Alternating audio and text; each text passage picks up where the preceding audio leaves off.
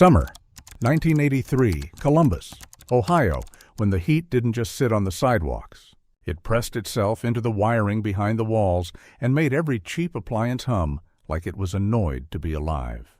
John Mercer had been in bed for 40 minutes when the phone rang, and the voice on the line tried too hard to sound casual. "Hey, sorry to call so late. You're the electrician, right? My tenant says the lights keep popping. Like a smell, too. I don't want a fire." John didn't love after-hours calls, but he loved the idea of a fire even less. He pulled on jeans, grabbed his tool bag, and drove across town with the windows down, letting the warm night air slap him awake. The address wasn't deep suburbia, and it wasn't downtown either, one of those in-between pockets where rent stayed low because nothing ever improved. A row of small rental houses with tired porches and grass that never quite got cut evenly. A place people passed through, a place people didn't look at for long. The landlord met him on the walkway under a porch light that buzzed faintly. Middle-aged, sweaty, holding his keys like they were a weapon. He pointed toward the front window. "He says it keeps tripping," the man said. "But it's weird. It'll go out and come back like nothing happened." John stepped onto the porch and felt it immediately. The house didn't smell like burning insulation. It didn't smell like overloaded copper. It smelled like stale air and lemon cleaner, like someone cared more about hiding a scent than finding its source. The front door opened before John could knock. A man stood there with his shirt buttoned all the way up despite the heat. Clean. Composed. Too composed for someone claiming he'd been sitting in the dark smelling smoke. He smiled like he'd practiced smiling in mirrors. "Mr. Mercer?" the man asked. "John," he said, because he always corrected that. "Where's the panel?" The tenant stepped back, letting John inside. The living room was almost bare. No family photos. No magazines. No junk on the coffee table. Just a couch positioned to face a muted television. And a small fan turning slowly as if it had forgotten what it was supposed to do.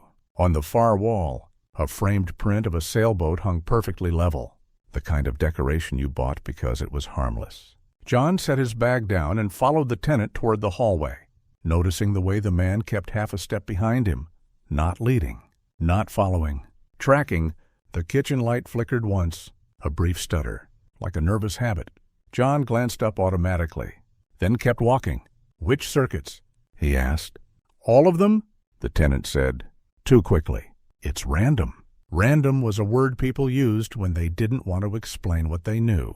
John crouched in front of the fuse box in the hall closet and opened the metal door. Inside were ceramic fuses and a simple layout. Older than most of the remodels people paid for. He expected heat discoloration, melted threads, the usual signs of someone running a window AC and a microwave at the same time on a bad line.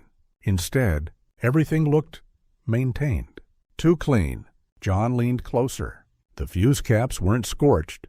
The wires weren't frayed. But on the inside edge of the panel door, faint pencil marks sat beside a few fuse positions, small ticks, like someone had counted something. He ran his thumb over one. The graphite smudged slightly, fresh enough that it hadn't been there for years. He looked up. "Did you mark these?" The tenant blinked once, slow. "No." John's eyes drifted back to the ticks. They weren't random at all. They repeated with a strange discipline. 2 short marks. A space. 1. A space. 2. A space. 3. Not a wiring diagram. Not a reminder. Not anything John had ever seen in a normal house call. Behind him, the tenant cleared his throat gently, as if reminding John he wasn't alone. Then, from somewhere deeper in the house, a relay clicked. Not the loose chatter of an old switch. A single, deliberate click like a decision being made. The hallway light went out. 1 second of darkness. Then it came back on, steady and bright, as if the house had blinked. John stood up slowly, tool bag still open, fingers hovering over the testers that suddenly felt too light in his hand. He'd seen nuisance trips. He'd seen bad fuses. He'd seen landlords lie. But he had never seen a house that seemed to be practicing power failures on purpose. The tenant's smile returned, polite, controlled. "See?" he said. Just like that. John nodded, but he didn't answer, Because what he'd just felt in that 1-second blackout wasn't the fear of an electrical problem. It was the pressure of being watched while something invisible tested how fast he reacted. John didn't tell the tenant what he was thinking, because he didn't fully trust the thought yet. He did what ordinary people did when something felt off.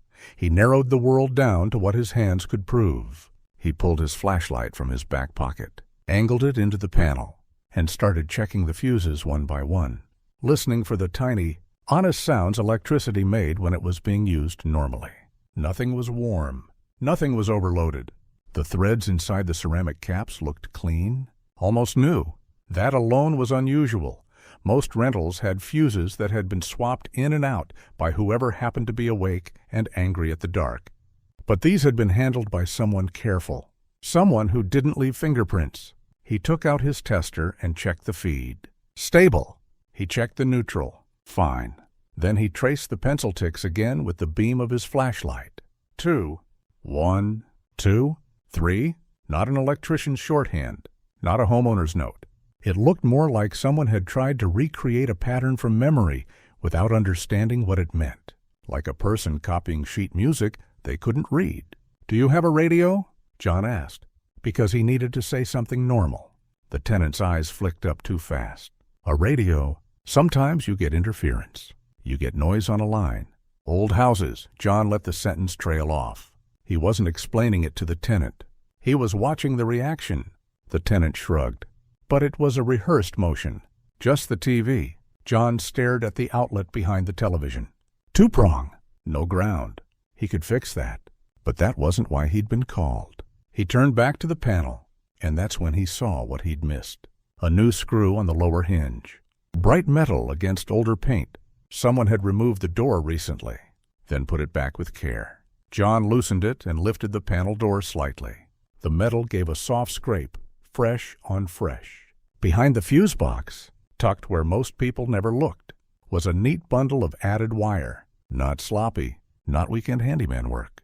It had been routed with intention, secured with new clips that didn't match the old ones. The wire disappeared upward into the wall cavity, not toward the kitchen. Not toward the bedrooms, but toward the attic access in the hallway ceiling. John felt his mouth go dry. This wasn't how someone bypassed a circuit to keep the fridge running. This wasn't how you cheated a landlord. This was how you hit a second path. He straightened slowly and looked toward the hallway ceiling. The attic hatch was closed, but the edge of the paint around it was cracked in a way that suggested it had been opened more than once. Recently. The tenant stood behind John with his hands in his pockets, too still, as if he'd been trained to conserve movement. "You ever have anyone up in the attic?" John asked. "No," the tenant said. "Too quick again." "Why would I?" John nodded like the answer satisfied him. It didn't. He reached into his bag and pulled out a small mirror on a stick, the kind he used to see behind tight spaces. He slid it into the narrow gap behind the panel and angled the mirror up along the wire run. The light caught something metallic above. Deeper in the cavity, a small junction box that hadn't been there when the house was built. It was clamped in a way that looked temporary but disciplined. Clean straps. No rust? Like it had been installed recently and was meant to be removed quickly. John swallowed and shut the fuse box gently, not wanting to make any sound that could be used as a warning. "Could be a bad connection upstream," he said, lying for the first time that night. "I'll need to check the attic." The tenant didn't argue. He didn't ask how much. He didn't ask how long. He just stepped back and said, softly, "Of course," and in that simple permission. John heard something that made the hair at the back of his neck tighten. A quiet relief, like the house had wanted him to go up there. Like this was the next step in a script. John set his ladder beneath the hatch, feeling the weight of the flashlight in his hand as if it suddenly mattered more than it should. He pushed the attic panel up, and the smell that spilled down wasn't insulation and dust. It was cold air, too cold for a summer night, and the faint chemical bite of something recently handled. He climbed anyway, because he was an electrician, because he was stubborn, because leaving now would mean coming back later and pretending he hadn't seen the wire. The attic was low and cramped, the kind you couldn't stand up in without hitting rafters. His flashlight beam swept across pink insulation. old beams, and then stopped on a line of cable that didn't belong, running straight across the joists with an almost military neatness, disappearing into the far corner where the roof line dropped down to nothing. John crawled toward it, elbows sinking into the insulation. Halfway there, he heard the relay click again, one deliberate click down below. Someone had just done something with the power, and John realized, with a chill that had nothing to do with the air, that the house wasn't malfunctioning. It was communicating. The click came again, 2 beats this time, separated by a pause that felt too intentional to be a coincidence. And somewhere in the drywall below him, a faint vibration traveled up through the studs like the house was breathing in code. John froze, belly pressed to a joist, flashlight held tight against his chest to keep the beam from spilling through any cracks. The attic had no windows, but it had seams, tiny gaps where roof meets brick, where old wood doesn't sit flush anymore, and he'd learned years ago that light could betray you in places like this. He listened. Downstairs, the tenant moved, not footsteps wandering. A straight line, slow, measured, then came a different sound, softer than shoes on floorboards. The faint scrape of a chair being nudged, placed where it needed to be, like someone setting a mark. John couldn't see the man, but he could feel the geometry of it, someone positioning themselves under the attic hatch, not to help, but to control what happened next. John crawled forward anyway, because curiosity was one thing, but the shape of this wiring was another. The cable didn't just run to a corner. It ran to a point where the insulation had been disturbed and pressed back down in a neat square, like a lid. He lifted it with 2 fingers. Underneath sat the junction box he'd glimpsed in the mirror. But closer now, it wasn't a standard electrical junction. The metal was too smooth, the screws too fresh, the edges too clean. A thin coax line fed into it, and another line, braided, shielded, ran out toward the exterior wall, disappearing into a drilled hole that had been sealed with gray putty. John's mouth went dry. He brought the flashlight closer, angled the beam sideways, and saw a second detail that made his stomach tighten. A small disc taped to the box, no bigger than $50, with a copper coil embedded in it like a flat, handmade watch spring. Not a home alarm, not a doorbell transformer, nothing you'd ever install for a renter. He touched the box lightly. It wasn't warm. It was cold, unnaturally cold, as if it had been insulated from the rest of the attic air, like it didn't want to leave a thermal fingerprint. John didn't know what that meant, but he knew what it implied. Someone cared about being noticed. Another click echoed from below, 1 beat, then silence. John eased his head toward the attic hatch. He could see the rectangle of it by shadow alone. Beneath it, a faint glow shifted, like the porch light had gone on and off, or a car's headlights had swept across the living room. A car? John held his breath and listened for the sound of an engine idling too long. But what he heard instead was the tenant's voice. Low, speaking to someone John couldn't see. Not a full sentence, just a short phrase, a name that wasn't John's. Then the tenant's tone changed, brightening, casual, too polite, as if he'd remembered he was supposed to be ordinary again. "Everything okay up there?" he called, loud enough to be heard, controlled enough to sound normal. John didn't answer right away. He stared at the metal box and the coax line and the drilled hole. And for 1 sharp second, his mind tried to make it harmless. Maybe a ham radio guy. Maybe some weird antenna. Maybe a landlord's hack job. But then he noticed the fuse pattern again.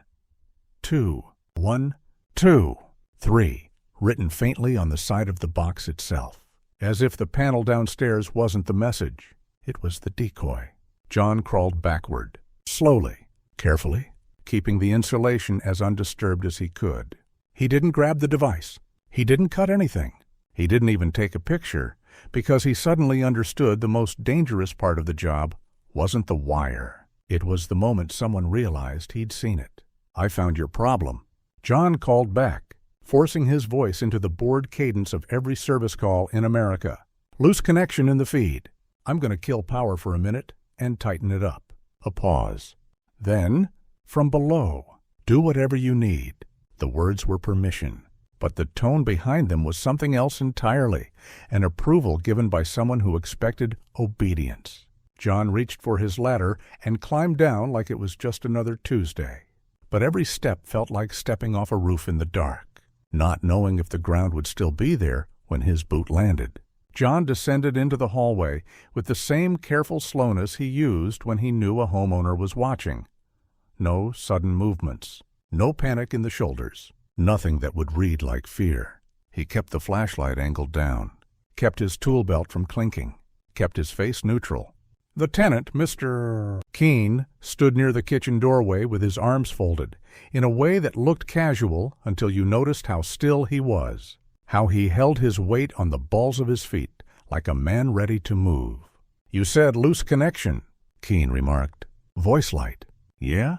John replied, already kneeling by the fuse box. "Older houses do this. Heat, cold, things shift. You'd be surprised how often it's just a screw backing off." He popped the panel open again and let the familiar smell of old wiring cover him like a blanket. The pencil marks were still there, the pattern still wrong, but now, after the attic, the wrongness had a new gravity, like seeing a friendly face after learning what that face could do. John didn't stare too long. He moved his hands with professional boredom, checking tension, tugging gently on wires that should not have been there, keeping his eyes down so Keene wouldn't see what he was thinking. Keene spoke again, drifting closer by half a step. "You do a lot of work around here." John tightened a screw, shrugged. "Wherever the calls are." "For the city?" Keene asked. John glanced up just long enough to register Keene's expression. Pleasant, inquisitive, yet the eyes didn't soften with a smile. They didn't warm. They measured. "Mostly residential," John said, and then added, "like it was nothing. Some commercial when a buddy needs help." Keene nodded, and John felt the question rearrange itself behind the man's teeth. "Not who hires you. Where can you get inside without raising flags?" John shut the panel and stood, wiping his hands on a rag. "I'm going to flip the main," he said. "You'll lose lights for a secchi." Keene didn't flinch. "Go ahead."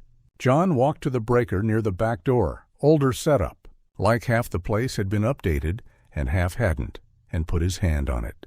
He hesitated just long enough to look through the window. Across the street, a car sat too far from the curb to look parked. Its headlights were off, but a dim glow leaked from the dashboard. Someone inside. Maybe not. In this neighborhood, people parked badly all the time, but the timing sat wrong. John killed the power. The house went quiet in a way that felt surgical. No refrigerator hum, no clock ticking. Just the distant rush of traffic on a main road, and inside the silence, the faintest electrical sound, like a pulse trying to travel a line that wasn't supposed to exist.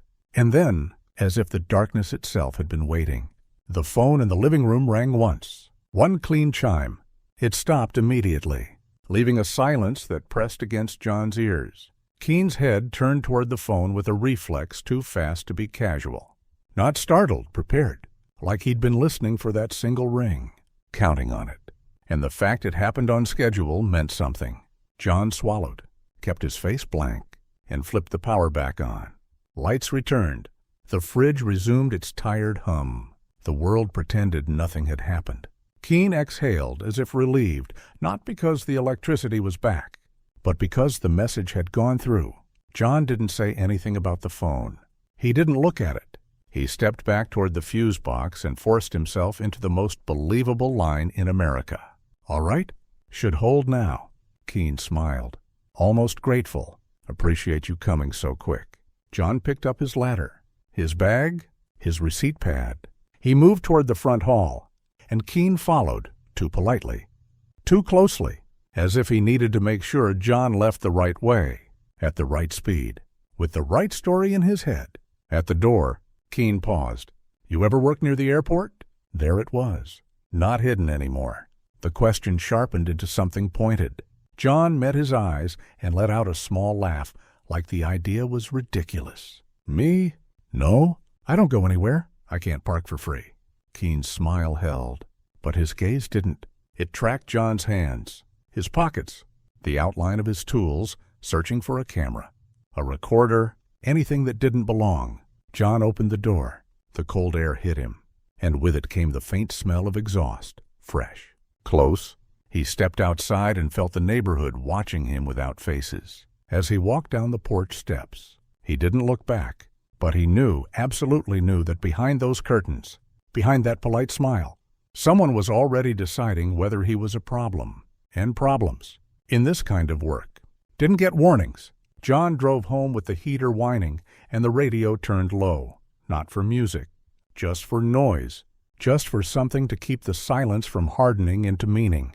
The neighborhood slid past in soft sodium light, lawns and mailboxes and the same winter bare trees. But his mind stayed back inside that rental house where the power cut had felt too clean and the phone had rung like a metronome. At a red light, he caught himself staring at the reflection of his own face in the windshield. He looked normal. He looked like every other guy headed home after a late call. And that, more than anything, made his stomach tighten, because whatever had happened in that fuse box was built to live inside normal. He tried to do the responsible thing. Eat, shower, forget. He poured coffee instead of whiskey, then realized how absurd that was at midnight and dumped it out. He stood at his kitchen window and watched the street the way a homeowner watches for a lost dog, until he realized he was holding his breath. The pencil marks replayed behind his eyes, the spacing, the sequence, the way Keene's head had turned on the single ring like he'd been listening for it. John had wired enough houses to know the difference between coincidence and coordination. This wasn't a short somewhere. This was a ritual. He told himself, if it's dangerous, you don't go back. But another thought pushed under it, quieter and worse. If it's dangerous, you don't leave it energized. So he did what an ordinary electrician does when he can't sleep. He convinced himself it was about fire safety. He drove back. The rental complex looked smaller at night, the kind of place that swallowed sound. No porch lights except one, and it flickered like a bad bulb. John parked a half block away without thinking about why he chose that distance, then hated himself for even noticing his own caution. He walked with his tool bag in one hand and his flashlight in the other, boots crunching on salt that hadn't been there earlier. Keene's unit was dark, not nobody's home dark, emptied dark, curtains drawn too tight, no TV glow, no kitchen light bleeding through a blind. The door looked the same, but the doormat had been shifted an inch, turned slightly as if someone had stepped on it and set it back down with care. John didn't knock. He told himself he was just checking the outside meter, just being thorough, just making sure the service drop wasn't arcing. He crouched by the side of the building where the conduits ran and swept his light along the metal, expecting rust, old paint, cobwebs. Instead, he saw it. New screws, bright, untouched Phillips heads where earlier there had been dull flatheads scarred by decades of misuse. A single fresh strip of electrical tape wrapped so cleanly it looked like it came from a factory. Not a toolbox. Someone had been there after him. Someone had corrected what he'd seen. John straightened slowly, heart thudding, and for the first time that night he understood the real trap. It wasn't the device. It was him. A car idled at the far end of the lot, engine running too soft to be a neighbor, warming up. Its headlights stayed off. The glow inside was faint and steady. Dashboard light. Maybe a cigarette ember? Maybe nothing at all. John kept his face turned toward the wall as if studying the conduit, as if he belonged there. He forced his breathing down into something normal, something uninteresting. Then he walked away without hurrying, because in the Cold War, the fastest way to die was to look like you knew you were being watched. John waited until he'd turned the corner before letting his shoulders drop. And even then he kept walking like a man who'd forgotten something harmless, like he'd left a wrench behind, like he'd come back for the meter number, because panic was a kind of confession in places like this. He didn't drive straight home. He made 2 extra turns for no reason, circled a block he'd never circled in his life, then pulled into a lit gas station where the fluorescent canopy made everyone look guilty. The idling car never showed up behind him, but that didn't calm him. Sometimes the absence was the point. He used the payphone by the restroom not because he was dramatic, but because it felt like the only line of communication in the world that didn't belong to someone else's system. He dialed a number he hadn't used in years, a number scrawled on the back of an old service invoice in his glove box. Frank Delaney answered on the second ring with the voice of a man who slept in pieces. "Delaney, it's John Mercer," John said, and hated how small his name sounded through the receiver. "Electrical. You had me at that federal annex off Broad Street, couple summers back. You told me if I ever saw something off, I should call you and not make it a thing." There was a pause. Not the suspicious kind, more like a switch being thrown in Frank's head. "What did you see?" John chose his words the way you choose where to step on ice. "A rental unit. Fuse box had pencil ticks in a pattern, not load notes, not a homeowner's doodle. Then I went back and someone had swapped hardware like they were erasing my memory." "You went back alone?" Frank asked. And it wasn't judgment. It was math. "Yeah? Don't do that again," Frank said. "Where are you right now?" John looked at the gas station window, at his own reflection layered over racks of candy and motor oil. "West Side." "By the interstate?" "Stay put." Frank said, "Listen to me carefully. You're going to write down an address, and you're going to drive there like you're late for work. Park under a light. Walk inside. Get coffee. Don't look around for anyone. Don't scan. Just be normal." John swallowed. It's safety." Frank cut in, and the way he said it made the word mean something else entirely. "If what you're describing is real, it's not about you, but you can still get hurt like it is." John wrote the address on a receipt, his hand shaking just enough to make the numbers slant. "And John," Frank added, "quieter now. If a car follows you, don't run. Don't race it. You go where there are uniforms and cameras and people who don't look away. You make it public." John stared at the receiver, hearing his own breathing. "What happens next?" he asked. Frank's exhale was thin. "Next," he said, "some folks who don't like surprises are going to take a look at your fuse box problem, and you're going to let them do the looking." John drove to the address like he was chasing a clock. Not a shadow, steady speed. Hands at 10 and 2. No sudden lane changes. No hero moves. The coffee shop sat under a tired strip of neon. A place that never fully closed because the night shift crowd needed somewhere to pretend the world was normal. He parked under the brightest light, killed the engine, and forced himself to walk in without checking the rear view twice. Inside, the air smelled like burnt beans and fryer grease. A few men in work jackets hunched over paper cups. A waitress wiped the same counter spot like repetition could scrub away anxiety. John stood in line, ordered black coffee, paid in cash, and took a seat where he could see the door without making it obvious that he cared. Nothing happened for 4 long minutes. Then a man entered who didn't belong to any of the categories in the room. He wore a plain windbreaker, clean jeans, the kind of average outfit that looked assembled by someone who understood camouflage but didn't understand people. He didn't scan the room with his eyes. He let his head settle and his gaze move like a slow tide, never landing too hard on any one face. He ordered nothing. He walked to the far wall where a payphone hung, lifted the receiver, and dialed with a practiced economy. No hesitation, no miskeys, no wasted motion. Across the room, another man rose from a booth, not reacting to the payphone at all, as if he'd been waiting for a signal only he could feel. He wore a ball cap pulled low and carried a folded newspaper. He drifted past John's table, close enough that John caught a faint chemical smell, something like solvent or the sterile bite of a new plastic bag.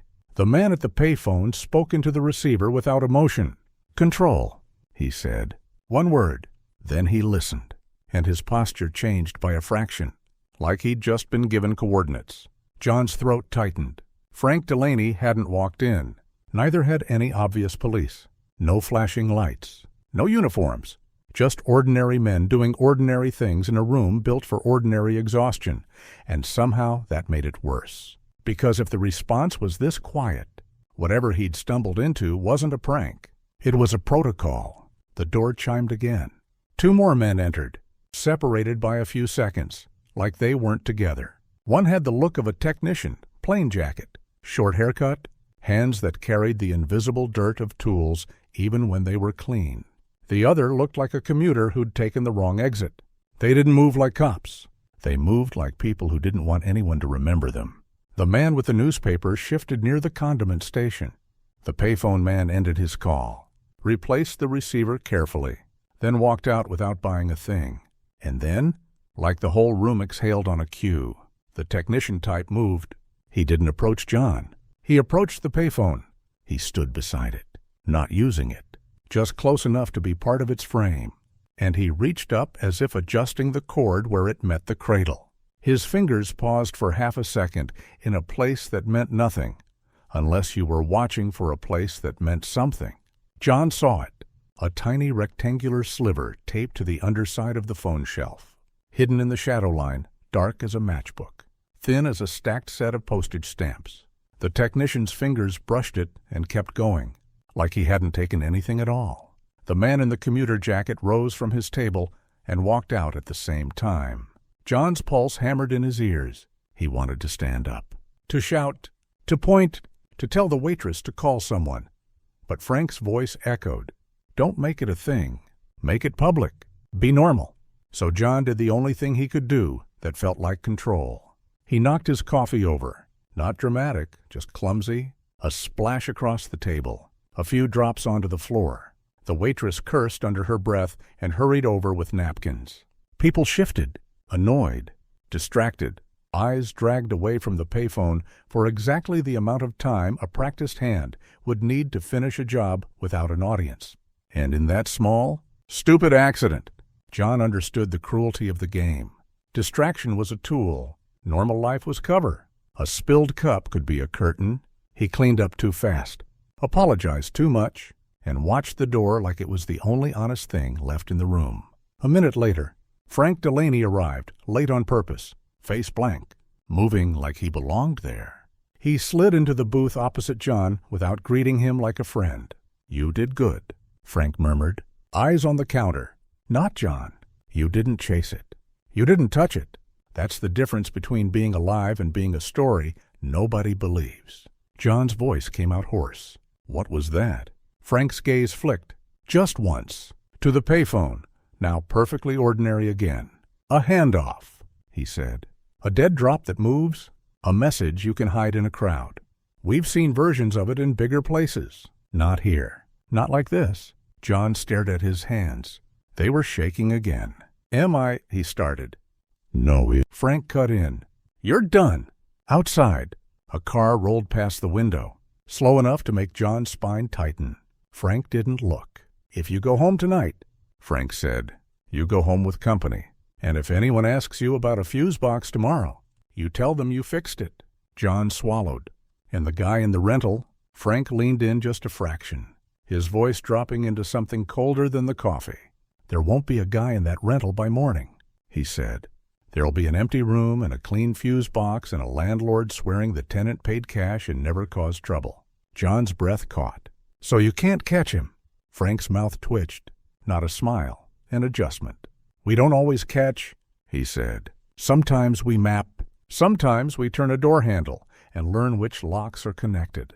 John felt the weight of that settle into him, the idea that victory wasn't always an arrest. Sometimes it was a quiet understanding of a system that thought it was invisible. Frank slid a folded receipt across the table. On it, in neat block letters, was one sentence. "Forget the pattern. Remember the feeling. You'll get a call." Frank said, "Standing, short, no names. No thanks. And if you ever think you see that pencil mark again, you don't go back. You call me, or you call the number I'm about to give you, and you let people who live in the dark do the dark work." He walked out like he'd never met John. John sat there a moment longer, listening to the hum of the soda machine, the clatter of plates, the ordinary noise that used to mean safety. Then his own phone rang once inside his jacket pocket. One ring, silence, a signal, not a call. And John finally understood what he'd really repaired that week. Not a fuse box, a breach.